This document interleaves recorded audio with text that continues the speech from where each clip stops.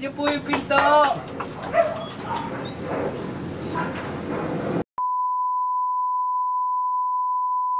Huwag po kayo mag-alala, nanay. Gagaling po din po agad to sugat ko.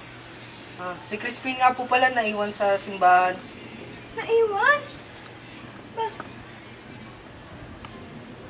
Bakit? Iniwan mo si Crispin sa simbahan? At tuguan ang iyong noo? Sabihin mo ang totoong nangyari, anak. Pinaiwan po ng sakristan mayor si Crispin. Di ka pwede umuwi! Ano ba?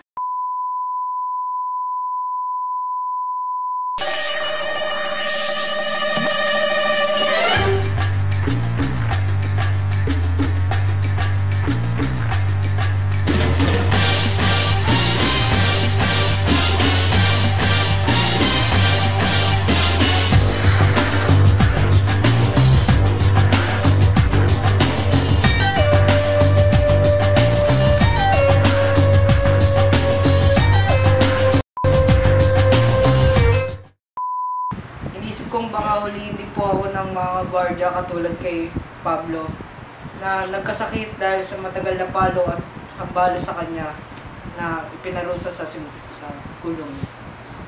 Ako po, ang anak ko, isang hibla na lang at mawawala kami sa buhay ko.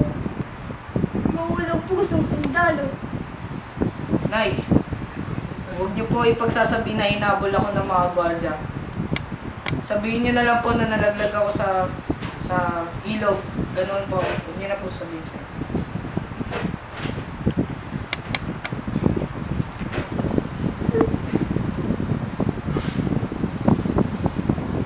Kawawa naman ang anak ko. Ano ang akala nila sa atin? Totoong mahihirap? Hindi porket ang mga taong na katulad natin ay ipapataw na sa atin ang lahat ng mga masasamang bagay. Kumain ka na, anak. May mainit na kanin at pritong tawilis ang hinanda para sa'yo. Hindi po ako nagugutom, Nay. Nauuhaw lang po. Alam ko na ayaw mo ng tawilis, anak. Alam mo bang nagluto ako ng masarap na pagkain para sa'yo? Ngunit dumating ang tatay mo at kinain ang pagkain na nagluto ko. Dumating po si tatay?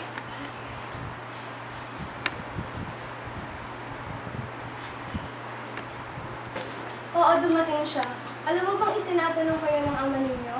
Gustong-gusto niya kayong makita. Gutom na gutom siya, kaya hinayaan ko na lang siyang kainin ang hinanda ko para sa inyo. Sabi niya, kung magiging mabuting bata raw kayo, titiyakin daw niya na magkakasama tayong muli. Pero, hindi po kaya mas mabuting tayong tatlo na lang ni Crispin na magsama-sama?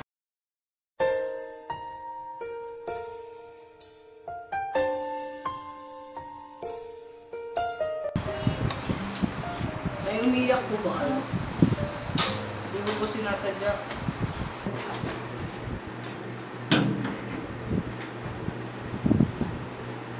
Tara ba sila magdasal tayo?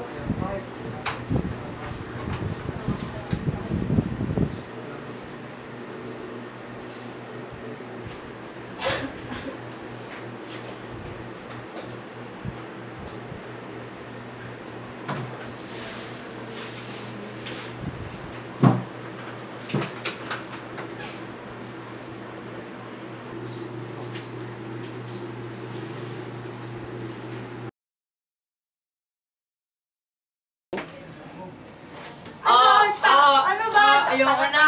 Ano ba? Hoy, kunin mo yan! Ano ba yan dito?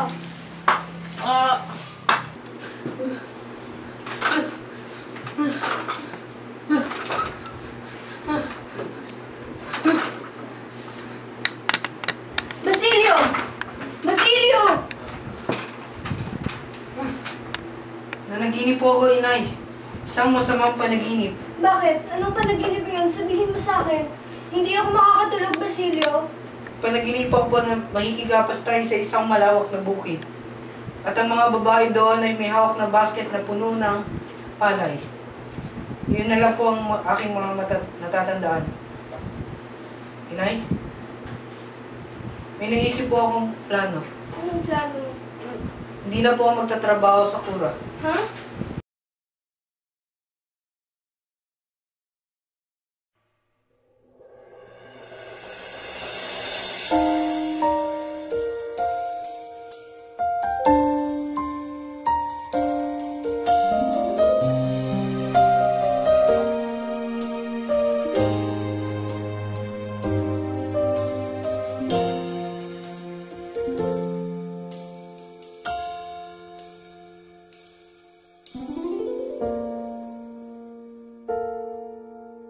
Di ba ang ganda po ng plano kayo, Nay?